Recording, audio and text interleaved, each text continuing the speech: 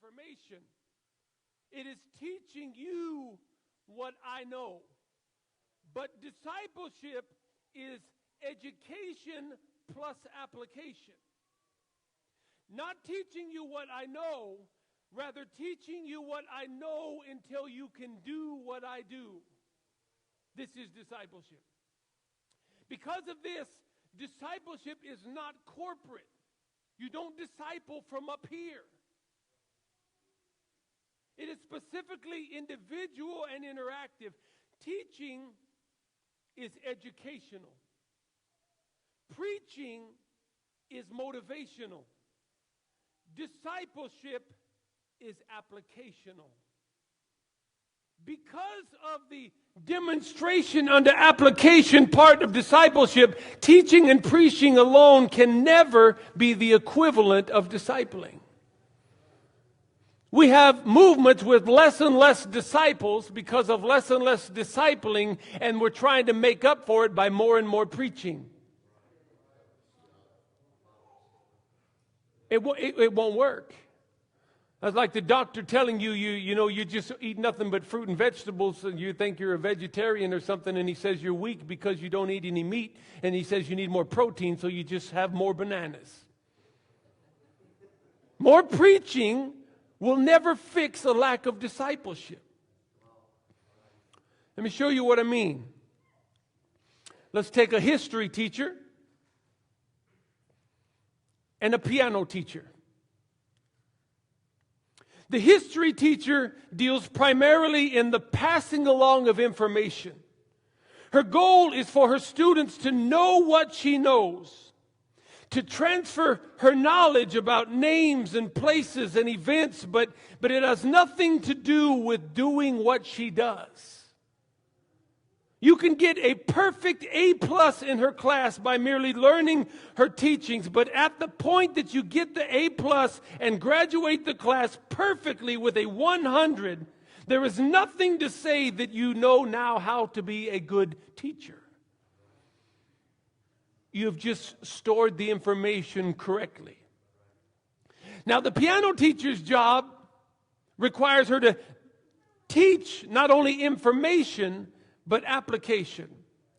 Her goal is not for her students to simply know what she knows about music, but to be able to do what she does with a piano, to actually play music. If she only transferred knowledge, like the history teacher, of what she knows about music, she might end up teaching her students music appreciation or something like that, but she probably will not produce very many actual musicians just by teaching.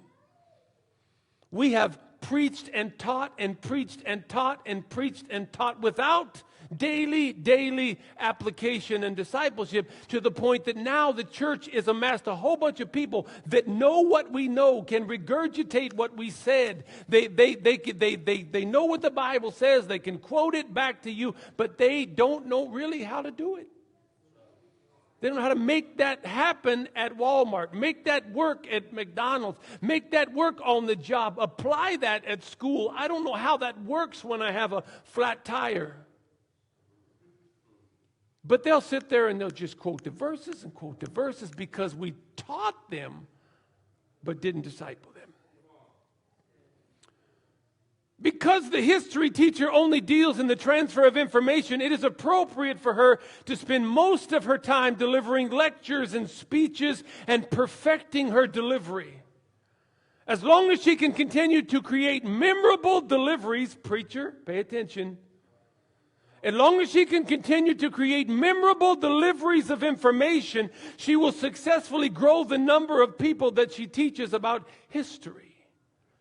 Furthermore, since that same exact lecture can be delivered in a classroom or in a giant lecture hall or a big stadium, that's great. That means she can teach far more people at the same time. Her lectures can even be sent out over the airwaves and over the internet and produce even more new people that know what she knows. For transfer of information, this larger and larger and larger audience mentality is a good return on the investment. But because the piano teacher must concern herself with information and application, she cannot afford to merely lecture her students about music. Just drumming up more, that's cute, drumming, I didn't catch that. Just drumming up more knowledge and passing it along will not produce the desired end. She could learn and teach it and learn and teach it and learn and teach it. I hope you're getting the spiritual connotations here. Until she is completely spent and she could still wonder why none of her pupils are good piano players, even though they know more about pianos than almost anybody in the world. A good piano player or a good piano teacher and her student must actually do something that the history teacher and her student do not, and that is practice together. Only through observation of application can the piano player correct a teacher correct a student when the student doesn't realize that she is doing something wrong, or can actually even reinforce and compliment and commend the student when she doesn't realize that she's doing something right. Now, like the history students, the piano students definitely require good information, but they also require undivided attention. Something that the history student would never get, no matter how many lectures they attended, no matter how good the lectures were, no matter how pure and great our preaching is, and how big our church grows, and how many people come to understand what we understand and know what we know. We don't have a finished process. And we're proving it every day.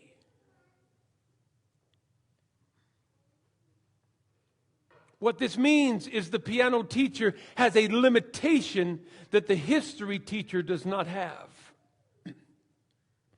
The piano teacher must keep her student class somewhat small, or else they will not get the individual attention that they deserve. And the quality of the student that is produced will be of a very poor quality.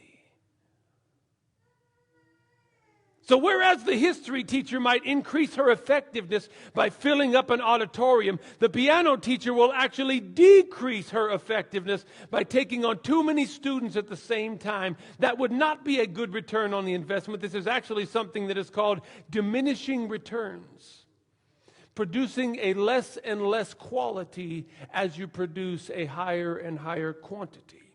Diminishing returns is what I'm finding out many pastors are experiencing these days in the American Christian church. You are producing a growing group of people that are less spiritual and less acute as the core that is supposed to be leading and teaching them.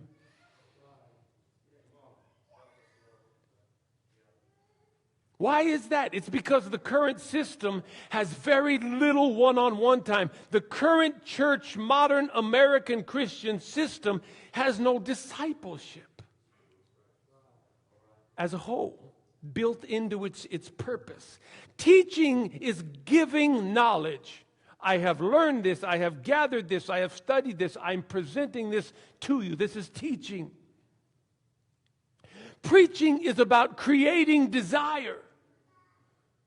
Saying things to you to get you to come to Jesus and come to the altar and try again and try harder and fix your marriage and be a better Christian. Teaching is about giving knowledge. Preaching is about creating desire. Discipling is about experiencing the process together.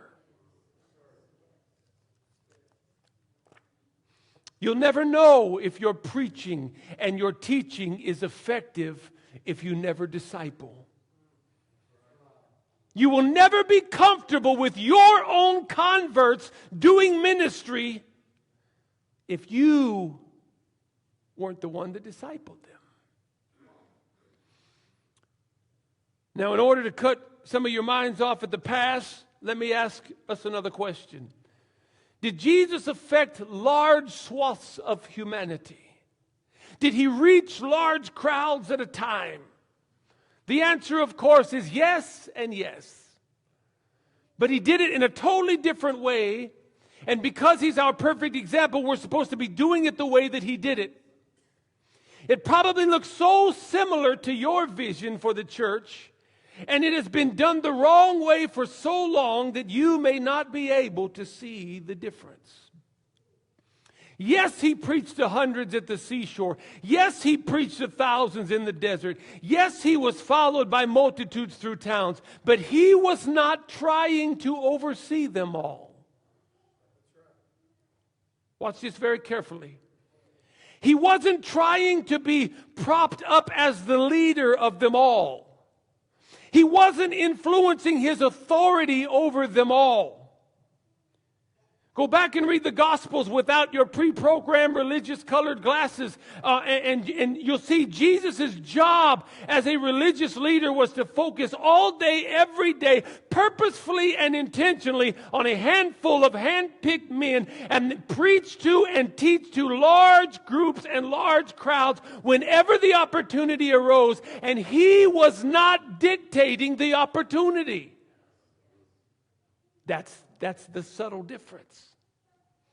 Jesus preached to large masses because Jesus is attractive to lots of people. And when we produce Jesus, it will attract people. And we are to preach to the large masses that are attracted to the Jesus in us. But we're not necessarily to dictate those opportunities. You're not to get up in the morning and plan, how can I get bigger? How can I have more? How can we have 1,000? How can we have 10,000? That's not what you're supposed. You're supposed to get up in the morning and say, how do I pour into this one and go back to that one and go back? How do I walk with him and talk with him and show him? And how do I get back over here in time to teach him and show him? And while you're doing that, it will attract people and you can preach to them.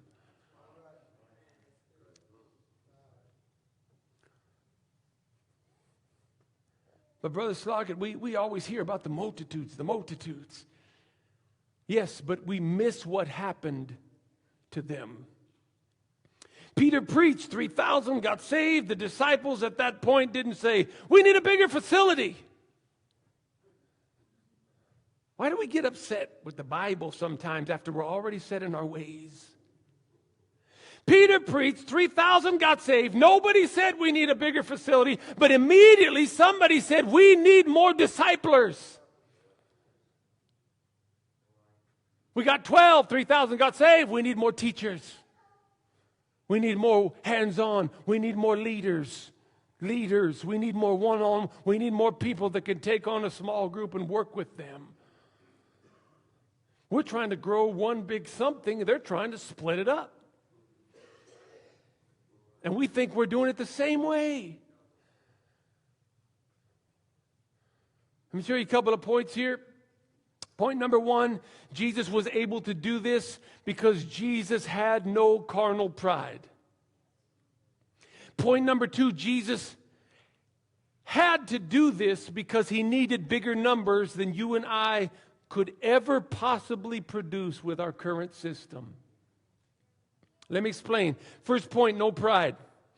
It is pride that drives us to perfect our establishment instead of perfecting our people.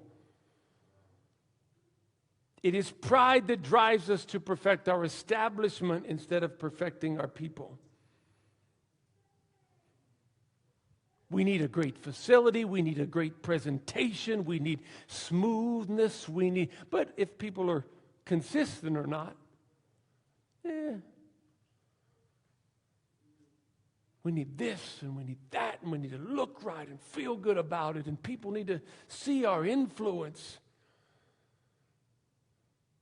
But if people are dedicated or not, as long as there's enough, watch me, as long as there's enough people to fill gaps when somebody's not honest, not dedicated, not loyal, and not consistent, then all we really need is bigger numbers, right? Are we discipling Christians?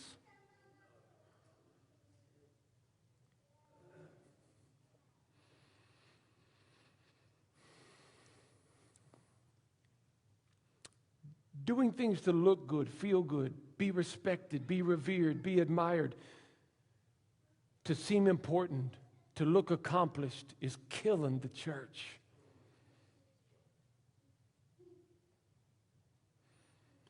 Jesus Christ was the most effective minister in the history of the universe, and nobody knew it while he was alive.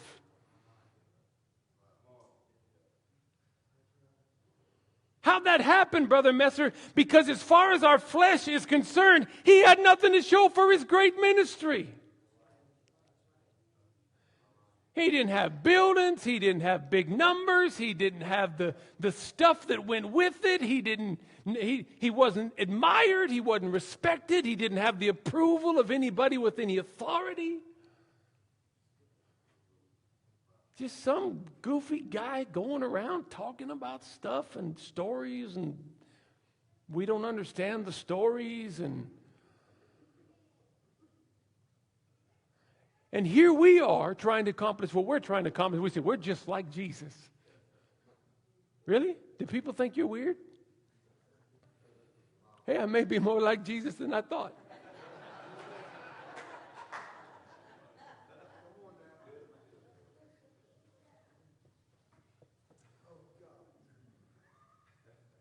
Point number 2, he needed bigger numbers. If you're not careful, you will look at Christ's discipleship biblical program and believe that it is a downsized version of ours. Don't be fooled. Oh, but Brother Sloggett, I'm trying to get where I'm running 200 and then 500 and then 1,000 and Jesus really had 12. You cannot possibly believe that we figured out a system better than Jesus's. There's no way you could believe that. This is actually backwards and lazy thinking to think that I'm going to grow one place very, very large. The way that Jesus taught will produce far bigger numbers with far greater effort. I found the problem. It is not the numbers that we are afraid of. As a matter of fact, we don't even understand the numbers because we can't get past that little part that we are afraid of, the effort. Christ's way is much harder, and we don't like hard, so we don't do it. Now, I know what somebody's already thinking. You're saying, are you kidding me, Brother Todd? I drive 10,000 miles a year. I'm up at 5 o'clock in the morning. I put in 17-hour days. I preach 4 times a week. I'm in the Rotary Club, and I do nursing home visitation. I go to 3 hospitals every week, and on and on and on. And you dare to say that I'm afraid of hard work? Don't forget about the pride issue. It's easier to work long, hard, stressful hours when you're building a small kingdom for you than when you're doing it thanklessly for Him. I know a lot of people, a lot of them are wonderful friends of mine, and they're working themselves into an early grave doing religious things. And they're able to do it because they're getting the credit for it. Oh, God help me.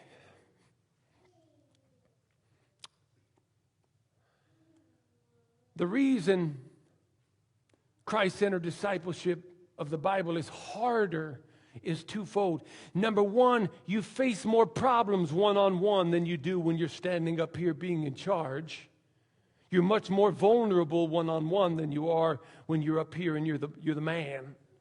And number two, you don't get the credit when you're discipling while mowing the lawn and discipling while working on the job and discipling while eating the donuts like you do when you're the boss. It seems to be tedious work.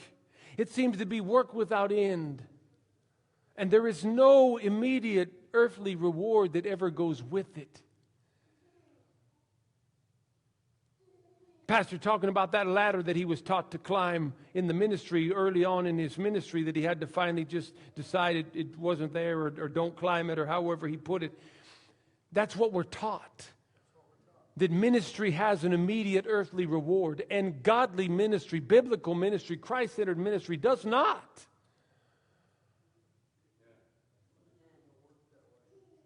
We're trying everything in our power to get to hundreds, perhaps even thousands of people going to our churches and influenced by our gospel, and that would never have worked for Christ. He needed the truth of his life to spread the globe over quickly. Of a minimum, Jesus needed millions to be won to his cause, and nobody is going to build a church that holds millions. And none of us are ever going to grow a church to millions. But if we discipled correctly, every one of us could very possibly grow the kingdom of God by millions. Let me show you. Everyone seems to be looking to build their church or build their meeting or build their fellowship or build their direct sphere of influence in the kingdom. But if you remove people's direct need for you and then you grow the kingdom, the New Testament, Jesus Christ, true discipleship way, then having a church of 100 or 1,000 or 10,000 or even a church of 100,000 would look like wasting your ability. If each of us were to do as Christ did and intensely, daily disciple a small core group of people for the express purpose of seeing them eventually go out and do the same, as opposed to just adding them to our group or forever having them under our umbrella, we could literally turn the world upside down in just the matter of time that we've already spent in church. Jesus was not playing when he discipled 12 men every day for 3 years. He was building the perfect example. Now, some of us should only be discipling 1 or 2 or 3 men on a daily basis, probably. Some of you probably could be discipling 6 or 8 people on a regular basis. Some of you may even be able to disciple 10 or 12 at a time. But the idea of coming up with a strategy and a plan and something that we figured out more recently to disciple 50 that are plugged into cell groups that have hundreds that are connected to them, that are thousands are doing work, that doesn't work. It's not that it doesn't work because I say it doesn't work. It doesn't work because if it would have worked, Jesus would have done it. Let's say that you disciple 5 daily, near daily, weekly, the best whatever you can do. And you, for your life, that's what you do, is you only disciple those 5. And eventually those 5 end up having the ability to disciple 5. As soon as they're able to go out and do as you taught them to do, you now have 31 disciplers, 31 Christians, 31 followers of the gospel. Seems like a very small number for a life's work. Let's say that each of them are able then to go out and disciple. We're only talking about your disciples discipling. Once you get to that point, two places removed from yourself, there's now 131 of you. Yes, it is slow, tedious process in the beginning, and that is why most will never do it. But it grows exponentially as it continues. In this simple 5 to 1, 5 to 1, 5 to 1 example, at the end of just 6 cycles, there will be 16,300 believers involved. After 8 cycles, there's just right at 500,000 believers involved. And at the end of 10 cycles, there's just over 11 million believers involved. Now this is not a very biblical example, because that's assuming that one man disciples 5 people in a lifetime. But because Jesus was able to show us that he could disciple the people that he discipled in a 3-year period instead of a lifetime period, that one person can easily disciple multiple groups in a lifetime. This makes these numbers much, much higher. This is exactly how the original Christian church swept the globe so quickly. And the reason that we now refuse to do this is why the Christian church is in decline worldwide. I saw an example one time. They put the paper up and they put the line down the middle, and the guy said, okay, you're going to work 8 hours a day, every day, 5 days a week for 30 days. For 1 month, you're going to work a regular 40-hour work week. He said, I can give you a penny an hour every hour for the entire month, or I can give you a penny a day and I can double it every day. So you're thinking, all right, the first day, if I take a penny an hour, I get 8 pennies. And the second day, a penny an hour, I get 16 pennies. That first day, you get, on the other side, you only get 1 penny. Second day, it's doubled to 2 pennies. Third day, it's doubled to 4 pennies. Over there, they're already up to 64 pennies. 4 pennies to 60. This is not going to work out for me. So I'm going to go over there and I'm going to get the immediate reward faster because it builds quicker. If you get the penny an hour for a 40-hour week for 1 month, you'll end up with $7.20. If you get the penny a day and it's only multiplied each day, at the end of the month, you'll have just over $1 million. Because at the end, it just starts blowing up and blowing up and blowing up. That's the discipleship way.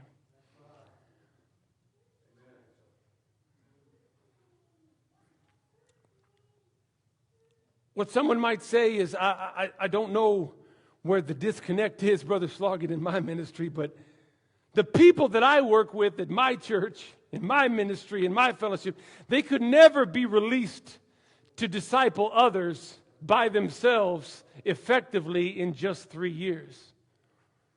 I agree with you. And I'll tell you what the problem is, and I know where the disconnect is.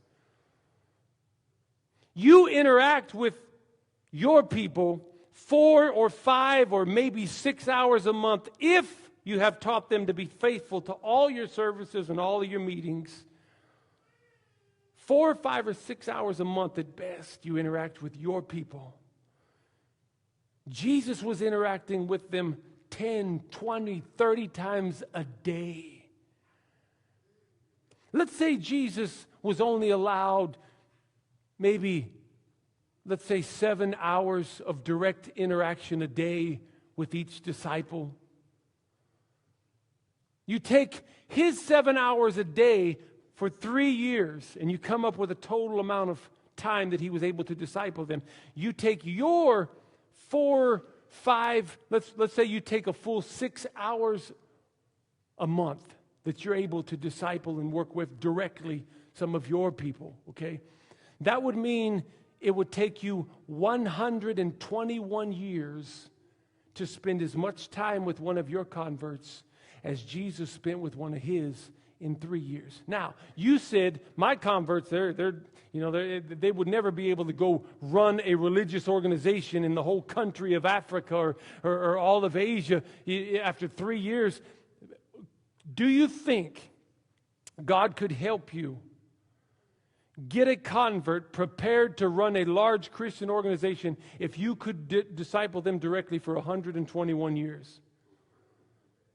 If the answer is no, not even then, get out of the ministry.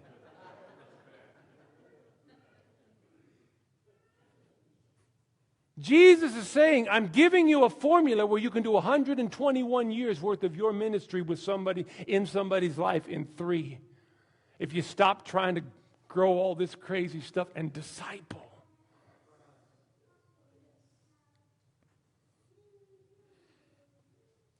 We don't interact with them enough. That's one of the disconnects. The second disconnect is this. You're often trying to teach them every single little size and shape and answer to every question and what color and what's the application and what's the situation. And here's a disclaimer. And Christ was only teaching principles to live by. Christ was teaching prayer and fasting and use the word and trust my Father and be blindly moral and blindly just and always err on the side of mercy. And in all things apply modesty and in all things apply discretion. This is why we cannot find sleeve length in the Bible. This is why we cannot find shirt color in the Bible. He wasn't doing that like we're doing it. He was trusting that spiritual men would seek God and search scriptures and apply principles and come up with common and good answers that are similar but not necessarily identical. We are trying to disciple, hardly disciple, we call it disciple. We're trying to kind of sort of disciple people that when we're done with them, they end up with identical answers. Jesus did not do that. So if that's what you have to do, you're not doing it Jesus' way. Jesus was doing it in a way that he trusted the Holy Ghost, and he trusted the Holy Father, and he trusted his system, and he knew that if he instilled them to pray and ask God and pray and ask God and stay faithful and always stay true to the Scriptures and all, that eventually they would all come up with very similar answers, but not necessarily identical ones. We have a hard time with this, because we can't see it, feel it, handle it, and most importantly, we can't get credit for it. Christ's way, by the third or fourth cycle, the new members of the kingdom don't even know who the first guy was. I found another problem. Christ's way, if you get a convert and you disciple them to get a convert and they discipled somebody to get a convert, that third or fourth convert removed from you never heard your name, doesn't care if you ever existed. Wow. Christ's way, by the end of the first, for sure the second cycle of creating a convert, disciple them to create a convert, by that, at least that second cycle for sure, your first convert is now your peer and no longer your pupil. Oh, we don't like that. Oh, we don't like that. We have systems where we honor, revere, and worship those in line before us. I know the scriptures that are running through your head right now. I get it. I understand. That is not what that meant. We were never supposed to worship men.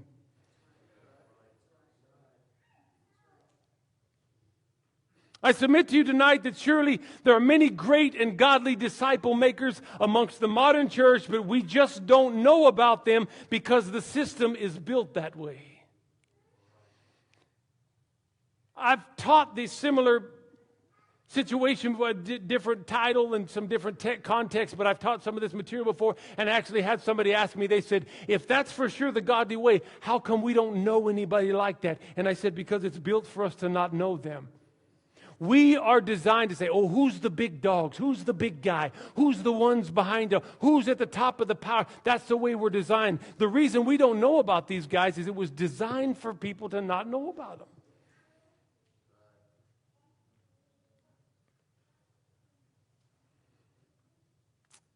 If we do go out and do the greatest discipling job ever, listen, if you go out and do the greatest discipling job ever since Jesus Christ himself, if you perfect Christianity in your life, in ministry, the best you possibly can, it would be almost impossible for you yourself to even know about it. Oh, you didn't. If you became the perfect biblical discipler, the perfect Christian minister, it would be almost impossible for you yourself to even know it. That's how I know a lot of the guys that I know ain't it, because they think they're it.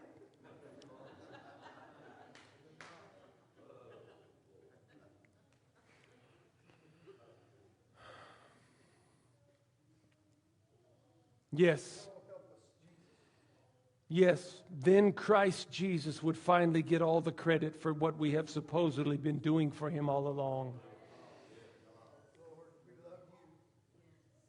Let me quickly make this other point.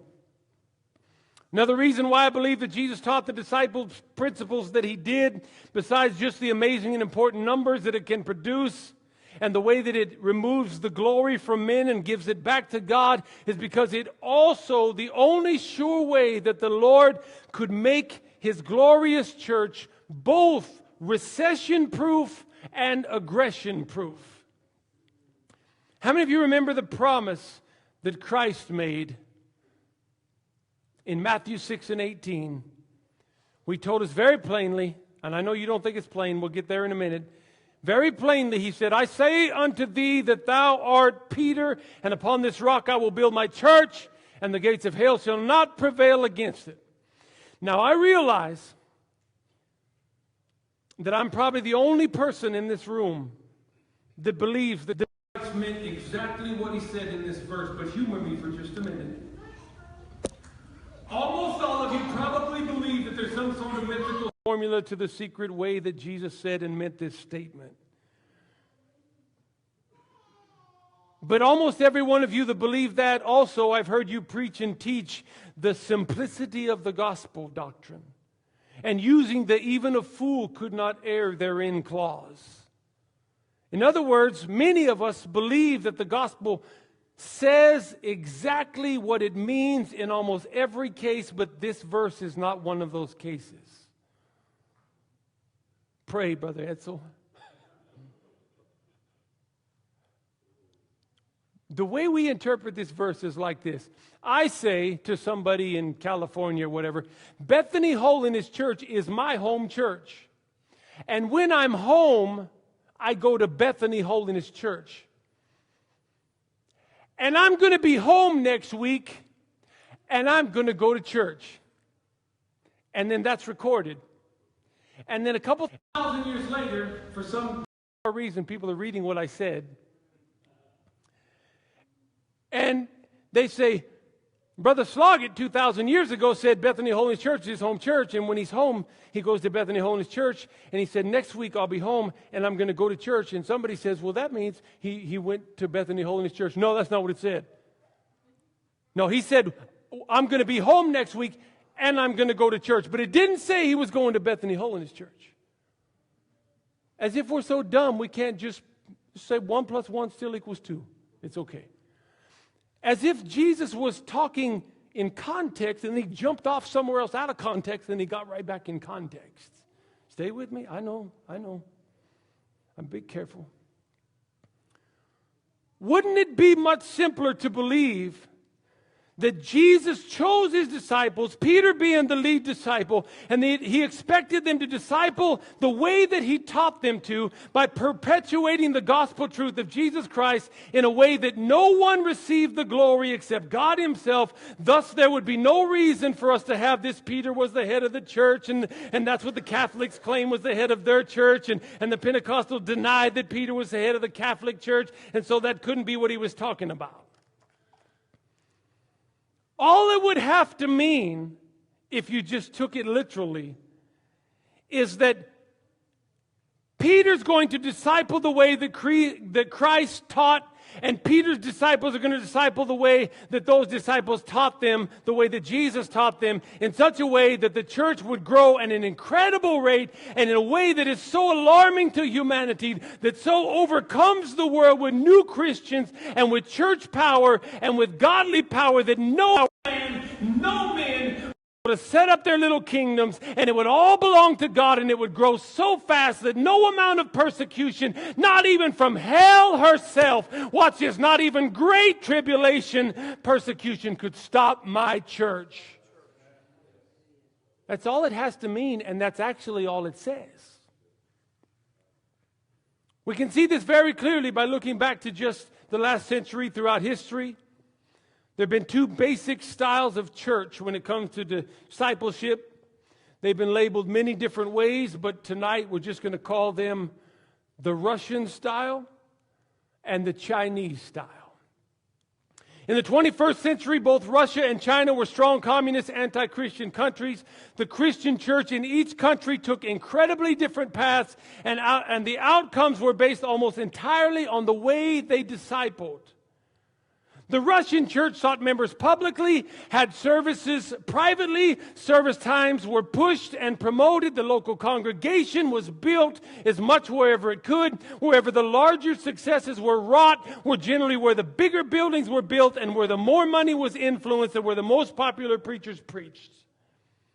Russians were drawn to large campaigns, and converts followed teaching of certain individuals through sermon series, books, handouts, and recordings. It was common and considered successful to have several hundred to a few thousand people all serving God under one particular great spiritual and influential leader. This was the model of the Russian church. Christianity based on certain men, certain places, and certain meetings. When the czars decided to crack down on the Christian influence within the Russian bloc, it was amazingly simple. They tore down the structures, they locked up the influential teachers and the leaders, and they made it illegal to meet for special camp meetings and revivals and campaigns. Once the central church was torn down and the men that held the doctrines were locked up, then the common followers that made the masses had no idea what to do. History says that they became less spiritual without their leaders, less spiritual without their regular meetings, less spiritual without their annual attendances. They didn't know for sure what they believed. They especially didn't know why they believed it, and many realized that they only did certain things out of fear of the leaders that were no longer there and out of peer pressure from the group that no longer came together. And I ask you the question tonight, how spiritual were they really? The results were that Russia had an 80% decline in Christian population in only 65 years. What if 80% of all professing Christians in America were gone in 65 years? I know what this would look like. You'd think, well, it would be bad. It would be like Russia. It would be like China. No, it would be like Sodom.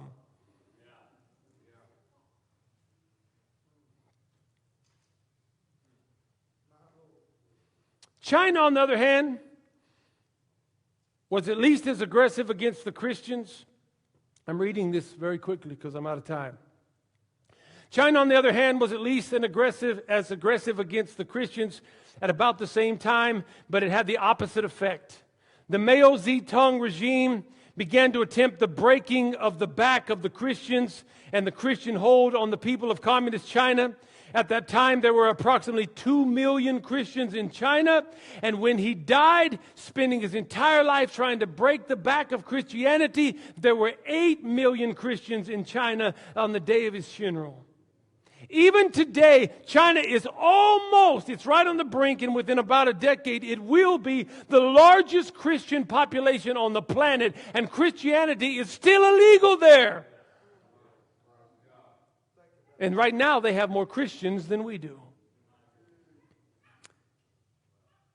Even though they did the same things that the Russians did, they tore down the central church buildings, they locked up the central church figures, they outlawed the meetings. The difference was that China was discipling their converts much more akin to the New Testament Jesus Christ true gospel way. Each convert was being mentored and trained. Each one was sent out to reach for others and mentor and train others. Each one of them were under someone as they trained to eventually be over someone as they did training. Someone that they were in daily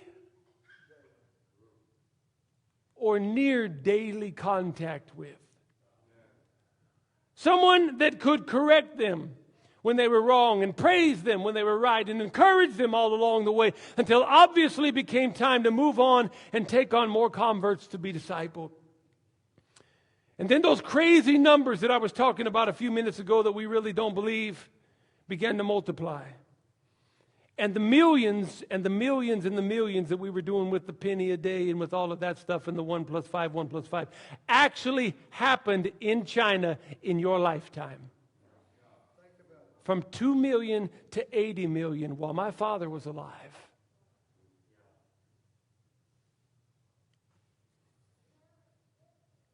They tore down the churches. They locked up the leaders. It didn't matter. Because they weren't going to church just on Sundays. They weren't going to church just to be told how to look and act. They weren't going to church to find out what was the latest thing to avoid. They had a mentor. They had converts. They did Bible studies. They worked with the youth on a day-to-day training basis. And the majority of the Christian experience was going on outside of the buildings and away from the great leaders and the great teachers. So they just kept growing and growing and growing without them. I ask you, church, tonight, are we Russia? Is that our goal? That's some of the Russian churches and the Russian influence. Is that the greatest thing in our mind we can accomplish? Are we Russia? Is that our intention? Does that excite us? Is that what we're driving for? Is that success? Are we Russia? Or are we China? Does this look more like Christian success to you? Because it does not look like Christian success to most people I know. Lastly, last page, hold on. I know you guys. I love you. I'm your friend. But I know what some of you are already thinking. I'll go back to my church and I will create some mentor programs, and I'm finally going to do this. I've been thinking about it. The Lord's had it on my heart for the last 5 years, and we're going to put together some discipleship program. We're going to get Brother Metzger's book and Brother Lamb's book, and I will oversee the whole thing, and I will appoint some people to oversee them. Okay, but there's one thing that you must realize. The key to this is not if there's discipling or not. The key is not even if there's direct mentoring or not. The key is, are we going to grow up or are we going to grow out? There's what they call the 7 great wonders of the world, and there's actually 14 of them, because there's the old world 7 great wonders of the world, and there's the new world 7 great wonders of the world. And the old world 7 great wonders of the world, the key wonder of the 7 wonders of the old world is the Great Pyramid of Giza. And the new 7 wonders of the world, the key wonder of the world, is the Great Wall of China. These are, to me, the 2 perfect church styles that we deal with on a regular basis. Most all church that you've ever been around in your life looks like the Great Pyramid of Giza. You lay as big of a foundation, as broad as you can. You have the biggest goal, the biggest ideas, the biggest mission ministry, and you build. But once you lay your foundation, you have already decided how big your ministry can ever be. Because it just goes up until there's a point, and that's it. And the great teachers and the great leaders like yourselves, the ones that read the Bibles the most and prayed the most and studied the most and had the most understanding of discipleship and mission work and ministry work and outreach work in the very beginning, when your church is where the pinnacle of what you want it to be, you're so far up the top you have no idea what's going on the street level. And the newest people, the weakest people, the shallowest people are supposed to be the people winning for you and growing for you and doing for you. Or the Great Wall of China, which has some very unique values to it. The Great Wall of China, actually, what they did was they got some military men and some farmers together, and they built one section, and then the military men went to one side and the farmers went to the other side, and they taught somebody else to build that section, and then they would move on with them and build a third section. And once the third section was built, then they went back and went somewhere else, and you were supposed to help learn how to build your section and then help teach somebody to build their section, and then you were to teach from then on how to build other sections. And it kept going and going and going and going, and it's amazing. It's one of the coolest things in the world, and I want to see it so bad. But the uniqueness of it is the pyramid, remember, the great ones are at the top, and they have no clue what's going on at the bottom. And the shallowest ones are the ones supposed to be doing all the work, and that's why the work's so shabby. But in the Great Wall of China, if you're at the very top of the wall, on top of one of the towers, sometimes you'll be no more than 16 to 18 feet off a street level. And that's as high as you ever get. And everybody in the whole process is real close.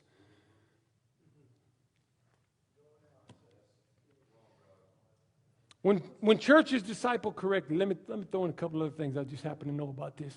The pyramid, this is not prophetic, but it's unique. The pyramid was built by slaves. And the king was their god. And by the time the Great Pyramid of Giza was built, the king died. So that amazing, majestic thing he spent his whole life having his slaves build, all he got to do was lay there dead and be worshipped in it. Oh, y'all missed it. No, you didn't. All he got to do was lay there dead and be worshipped in it. Tell you something else. If you look at the picture, Brother Metzer, real closely, it's deteriorated extremely over 3,500 years, 3,600 years. But uniquely enough, the only part that's still intact is the little cap at the very top. I've seen that happen to church organizations lots of times. They amass power and they grow and they get big and they build, but they didn't do it God's way and it starts falling apart. And the weak ones always get hurt and get killed off first. And as the whole thing is crumbling right under their feet, the ones at the top still feel like everything's okay. Right here where we're at, it's still good. You can preach it. I'll let you, Brother Young. Go ahead. Uniquely enough, the wall is on the Great Wall of China. The portions that they left intact is still, many of them almost perfect. And they weren't built by slaves. There was a few slaves involved, but the majority of it was the countrymen, the farmers, and the military. When churches disciple correctly, the structure of church stays low and connected to the people. Not the church people, the non-church people. Even those at top are still very close to the street level. Even the guard towers are very close to street level. If we do this correctly, biblically, or not, depends on if we see the big picture and make this about Christ and eternity, or if we're just going to be narrow-minded, shallow church people, and only put forth effort that will affect us and people that are connected to us. If all of your church ministry work has specifically to do with you and people you know and people that you know, it's not the biblical way. This may be a little counterproductive to tell you this last little part here, but as I close, Sister Jay, come on up here if you will, and somebody play the piano for her. The reason I feel so strongly about this, that I would jeopardize everything that I've worked for to try to teach you this, is because this isn't something I just read in a book. As a matter of fact, this is not just something I read in the book. I've been blessed to try it and see the magnificent results of the gospel way, as so many of you have. We've never done it perfect. But the closer we get, the better results we get. I've only been saved, my beautiful wife and I, for 21 years. We've been ministering for 20, about. We didn't start evangelizing until we'd been saved for about 6 or 7 years. We evangelized for maybe 4. We didn't even start HMA until 10 years ago. But even our feeble efforts of attempting discipleship biblically have been tremendously blessed of God. 6 men that I have humbly and to my own shame, sometimes not so humbly, but 6 men that I've discipled in the last 10 years on a very regular basis are now pastoring in 5 states. 5 of those 6 were here this week. One other is assistant pastor and one other is youth pastor. So at least 8 men that I know of in full-time ministry and dozens in part-time ministry. And those that are in part-time ministry are working in 21 states and 4 countries. And we still talk to almost every single one of them. And this is not for my glory. This is for the glory of God and for the benefit of the hearer and to show the process. But I know, and I found out recently in at least 3 cases now, where men that were discipled by men that were discipled by my wife and I are now discipling others. Isn't that beautiful? That's only 3 generations removed in 10 years. And the unique thing is I don't know their names and I've never met them. And at least 2 of them that I know of in Ohio don't even know my name. This is the explosion that we've always been chasing. We just had to remove the components that were blocking it from working correctly. We started in the beginning with some that some of you know of, Art and Summer and Bill Matthews and so many. And our ministry was different. We rode in vans with them 14 hours to Florida. We answered Bible questions, crazy questions about smoking and drinking and who you're able to have sex with and all just crazy stuff. And are we allowed to buy a sandwich at a place that sells beer? And just questions and questions and questions and questions and questions. I sat down the other day and I thought about just use the number 12 just because of Jesus' disciples. The first 12 that I remember that we were able to work with on a daily or almost daily basis. One of them's dead, and I guarantee you he's in heaven.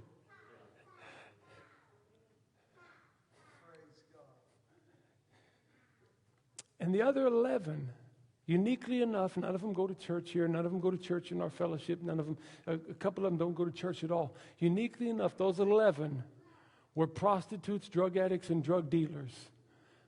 And all of them live, whether they're going to church or not, all of them live a very decent, clean lifestyle right now. How did that happen? And it just went on and on and on and on. And now our system, the HMA system, help me, Jesus, I'm closing. The HMA system, those of you that are here, under the HMA banner, the store, the churches, our affiliation, which is all built this way. It's gone on, and now I've got Brother Caleb, and now I've got Sister Charity, and now I've got the other Sister Charity, and Tirza's there, and Brandon's there. Would you like a ministry system where you get to disciple your children on a daily basis? Isn't that crazy? All of my children I was able to disciple on a daily basis for at least 2 years of their way on up adult or almost adult life. And me and Brother Caleb and me and Brother Ducky and me and Sister Hayden, and we're unloading a truck, and we're doing things that's causing us to be able to make a living, and we're eating sandwiches because it's lunchtime, and we're saying, how do you feel about when Jesus said this? What am I supposed to do on the job if they treat me like this?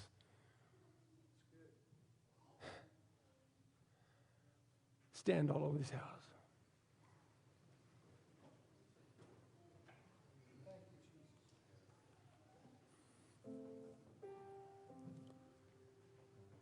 When you pray, pray about this. This specific thought that's coming up on the board. In your specific church system that you have control and authority over, if it does what you always intended for it to do, and it's successful and it's accomplishing, will you personally always be getting your hands dirty with the new converts and the near converts?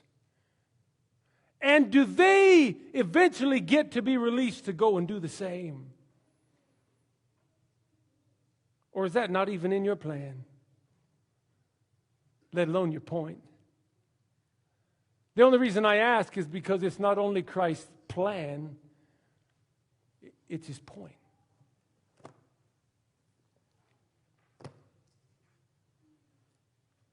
Mighty God in heaven, long week, late night, tired bodies, maybe wounded spirits. If they're wounded by me, I'm so sorry. If they're wounded by you, it just means there's a correction taking place. Let humanity be accepting of Christianity, that the work goes on the right, holy, biblical way. In Jesus' name, amen. Maybe we could pray for just a moment before we go. Maybe we can ask God some things to burn some things into our mind.